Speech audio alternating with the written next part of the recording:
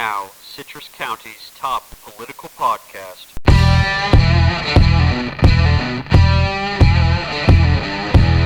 At some point you look around, and you're the only one. It's pretty good. And just like that, the perspective shifts. Paging Bobby Winsler to the microphone. On in 3, 2. Welcome in, coming to you from the Concurrent Media Network in the heart of Citrus County. However you're making us part of your day, whether it's Apple Podcasts, Spotify, the iHeartRadio app, or even through the Concurrent website or mobile app, now available on Apple and Android devices. We are sure glad you're joining us. Today's show is brought to you by the Concurrent, your newest outlet for Citrus County opinion-based news. Check out the Concurrent, read, listen, watch, discuss at theconcurrent.com or on our mobile app. Welcome to the conversation. Today's show is sponsored by us. I hope you had a great 4th of July. I know I did. If you read Sunday's column, then you already know it's my favorite holiday. Check out the discussion boards to debate which area of the county put on the best fireworks show. Although I'll tell you, a farm immediately south of Venable Street, in between Rock Crusher and Home Depot near Crystal River, I think they have my vote.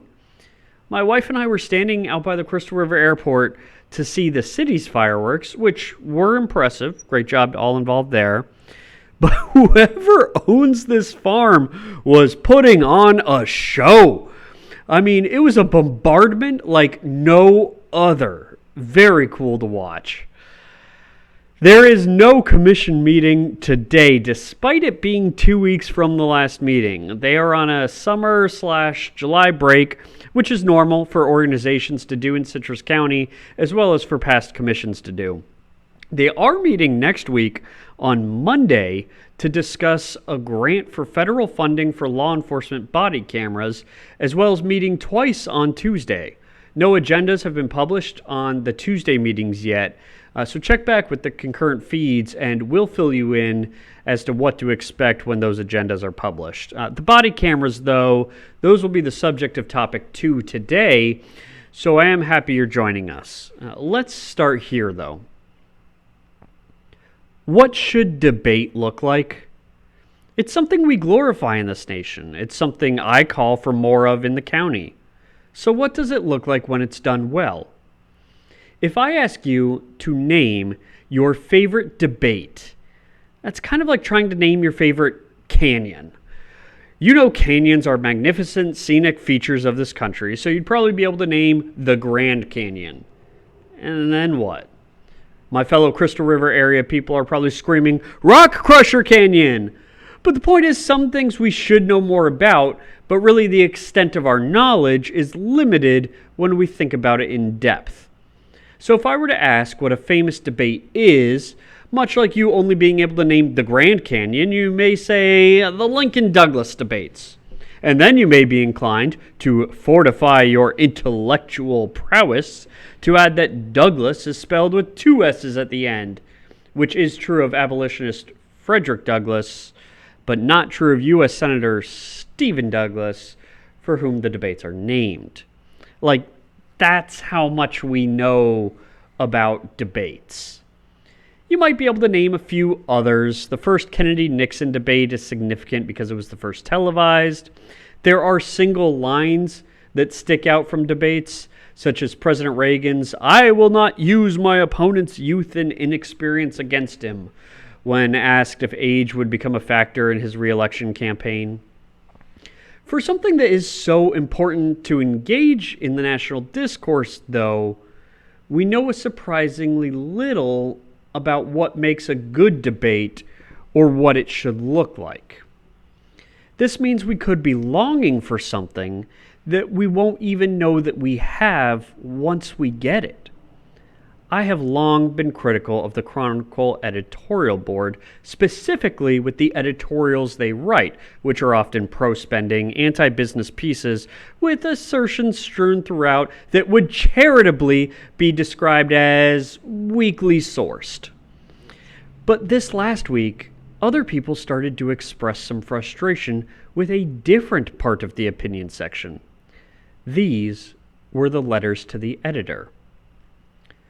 2 Sundays ago now, a Mr. Jack Burt wrote that, quote, "Since changes have been made to the letter to the editor format, the letters are increasingly boring, irrelevant, and even silly. Maybe change the paper's name to Mr. Nice Guy Chronicle," end quote. This was the whole letter. The letter's headline, which is written by Chronicle staff, was titled, quote, "Turmoil makes for a better read," end quote. This Friday ran a letter from Mr. Thomas Mitchell that points out exactly what I was going to say in this podcast. Mr. Mitchell says it well, though, so I'll read his short letter in its entirety. Quote, "I agree with Jack Burt and his comments about the letters to the editor. I and my friends used to read letters religiously, but not anymore. They are boring, mundane, and without much interest." Let me interject here for a second. This is not Mr. Mitchell's letter, but I want to emphasize this next part of his letter, which is the important part. Okay, back to the letter. Quote, "I would also take exception to the headline your editor used to tag his," meaning Mr. Burt's, "letter. Nowhere does he suggest that he is advocating for turmoil. That's your editor's opinion," end quote. He's right. Mr. Mitchell is absolutely right. The editorial staff is assuming that the saying Mr. Nice Guy Chronicle is advocating for more meanness. And I get that, but it's a stretch, especially since Jack Burt explicitly states what he thinks is wrong with the letters, which is they are increasingly boring, irrelevant, and if you combine with Thomas Mitchell's descriptions, mundane and without much interest. None of these words imply the solution is turmoil or meanness unless you think disagreement is inherently mean. And it's not. This is why I say the Concurrent embraces discussion and debate while the Chronicle tries to stifle dissent. You can be exciting, relevant, interesting, and informative, all antonyms of the descriptions used for the current state of the Chronicle's letters to the editor, and still be uplifting in disagreement. I hope these podcasts are at least one of those three, and judging by our strong retention of a small but committed audience, you agree. So thank you for that. The changes made to the letter to the editor format that Jack Burt talks about is likely a combination of 3 things. In order of how they happened, on April 25th, Chronicle publisher Jerry Mulligan wrote in his weekly commentary that the Chronicle would stop publishing letters to the editor that debate national issues, instead keeping local issues the focus. A quote from that commentary, "Today I am letting everyone know that we are going to tighten up the standards on what kind of letters to the editor we publish in the Chronicle. We are open for letters about local issues, and I urge you to take advantage of that invitation," end quote. About a week and a half later, on May 7th, it was announced that Gwen Bittner would become the editor of the editorials. Her role, according to the paper, is, quote, "coordinate the editorial board, editorials, letters to the editor, and commentary sections," end quote. I don't know Gwen. I've never spoken with her, despite us having physically crossed paths when my candidates interview with the editorial board. She's 32 years old, same age that I am. 2 things stick out to me, though, and that is that her education never includes formal journalism training. She has a bachelor's in English and a master's in library and information science, both from the University of South Florida. It's a great school. I got my master's there, but mine is in mass communication. I mention this not to be comparative. Ms. Bittner should be very proud of her education. I bring it up because I know firsthand the journalism program is in the mass communications degree because I taught JOU 301, which was called Beginning Reporting, while at USF, and took numerous journalism-based classes within my degree program as well. So that's the first. The other thing that sticks out, beyond the fact that there's no formal journalism education, is that her career path includes time as the community editor. This job, one she spent almost 3 years doing, according to her LinkedIn, is naturally going to make you want to promote what you think the idea of community is. The problem with that is the editorial page is welcome to what everyone thinks the idea of community is. This isn't blame Gwen Bittner time, though. We are incredibly fortunate to have someone well-educated, clearly hardworking from an upward trajectory in her career path, loyal to the same company.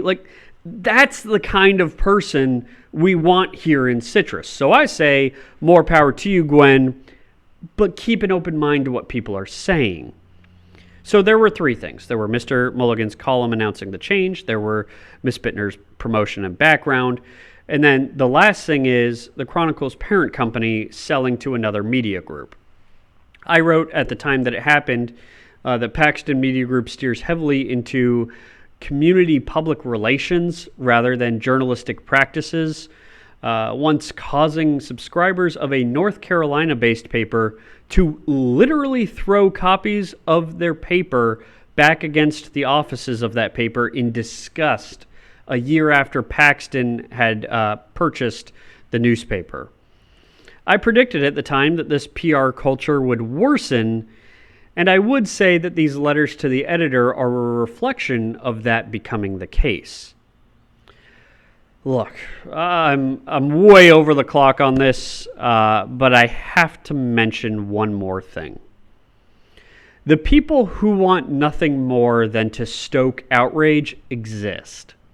In response to the wonderful 4th of July events this weekend, someone posted in a Facebook group yesterday that she wants to get people together for a class action lawsuit against the city of Inverness for having security cameras in the parks, and against the city of Crystal River for allowing at least 3 drones at the festivities.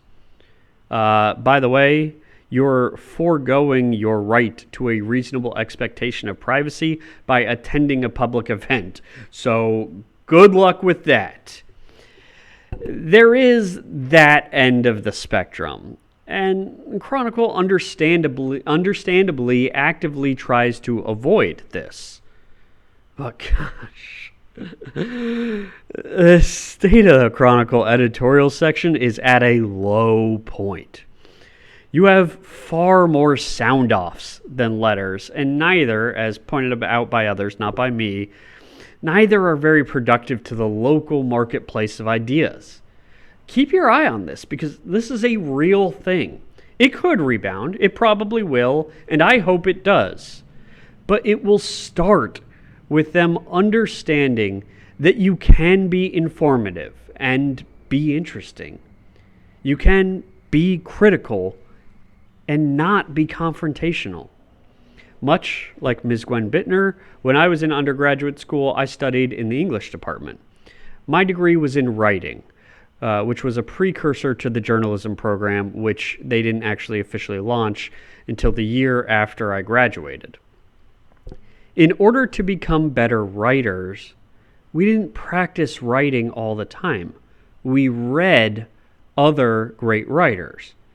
There's a structure to follow, an etiquette, a code of conduct that can be stretched or challenged, but that does exist. And people who have read enough recognize what narratives work. We don't have that in debate because we don't know what it's supposed to look like. But the answer isn't to avoid doing it altogether like the Chronicle is. The Concurrent's mission is to model it for others so we can have future great debates. Getting to topic 2, but first, Be among the first to advertise with the Citrus County Concurrent. We offer a variety of ways to reach your next customer, including website graphics, audio reads, and even traditional print advertising. Get in early, lock in your rate, even as our audience grows. Special consideration for donation spots given to nonprofits as well. Contact advertising at theconcurrent.com for more information. That's advertising at theconcurrent.com to learn more. You're also always welcome to be a guest on the show. Let's get to this. The County Commission will meet Monday to decide whether or not to allow the Citrus County Sheriff's Office to apply for a federal grant that would help fund a body camera program, which includes both the wearable tech as well as the digital storage. At the Monday meeting, they will also discuss additional funding for more water patrol, emergency management, and a computer-aided dispatch, or CAD, system. The Commission initially balked at the proposal for CCSO to apply for money through the federal government to help offset the cost of the body camera program because the deadline was rapidly approaching and the numbers seemed imprecise. Once it was explained that the numbers varied based on potential bids from companies who would provide the service, the Commission eased a bit, but still decided a follow-up was necessary and scheduled for the day before the grant application is due to fit around several commissioners' vacation schedules.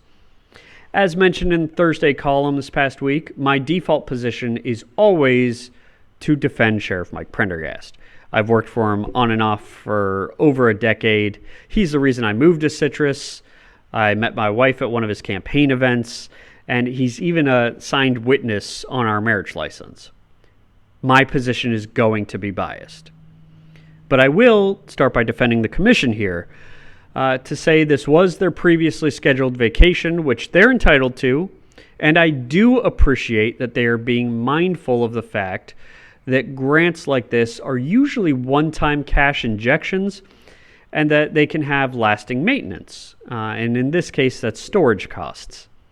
The residents of Oak Park in Sugar Mill Woods are currently saddled with costs of maintaining landscaping that was paid by a state grant. It was reported this week, and that was also discussed in the last meeting. Sometimes, though, you just have to give leaders a little leeway to lead. Sheriff Prendergast has managed over $1 billion budgets while on active duty and was in charge of a $120 million budget when I worked for him at the Florida Department of Veterans Affairs, during which he strengthened the department's reserves and returned unused money to the state. Now, this next part is not a reflection on Sheriff Jeff Dawsey, who I think highly of as a person and certainly is a fantastic leader in his own style. But CCSO didn't even have the budgeting practice of the lifespan of equipment when Sheriff Prendergast took over. Let me put that to you this way. Both my wife and I drive vehicles with over 120,000 miles on them. So we have started saving money each month toward the purchase of new cars, since both large expenses are likely to happen around the same time. Now imagine a fleet of cars, each of which has a $5,000 radio system installed, and prior to January 3rd, 2017, there was no such budgetary practice in place to plan for the replacement of this equipment when it became unserviceable. Can you even imagine that? Add into this the prior major budget experience the Sheriff Prendergast has, the current improvement of budget practices that we've had several consecutive years of no budget fight each fiscal cycle, including, and up until this point, this one, and throw in that through all of this, deputies have received an average of 17% pay increase, and you get from the Commission continued distrust. I don't get it. I really don't, especially not when several times throughout the same meeting, Commissioner Jeff Kennard raised that the fire services should have $2 million that they had budgeted for a CAD system that was then paid for with stimulus money, and no one seemed to be able to tell you where that $2 million went. That aside, Sheriff Prendergast was not at the meeting 2 weeks ago because he was accompanying a deputy who won a national award for valor, and the award was presented out of state. Other big national news regarding law enforcement this past month came when the sentencing of Minnesota Officer Derek Chauvin happened. You know what happened to the only CCSO deputy who employed a chokehold during Sheriff Prendergast's tenure? He was fired. And then he appealed that decision, and the termination was upheld. And that chokehold wasn't fatal. This took place before the death of George Floyd, which highlights CCSO's leadership before issues are even brought to the national spotlight. I am biased. I am. This whole topic may have turned you off because of your own biases. But, man, with all of these examples, can we give our local leader in law enforcement just a little leeway to do his job? I hope the commissioners allow the agency to apply for the grant. Cameras help officers do their jobs and will put the professionalism CCSO upholds on display for all to see. That's all from the Bobby Winsler Show. Follow the Concurrent on social media for the latest updates, and we'll be back next Tuesday at noon. If you want to join this conversation, find us on social at the Concurrent Facebook, Twitter. Go to the Concurrent website or mobile app, post on our discussion boards. Today's episode is sponsored by, well, us. See you next week.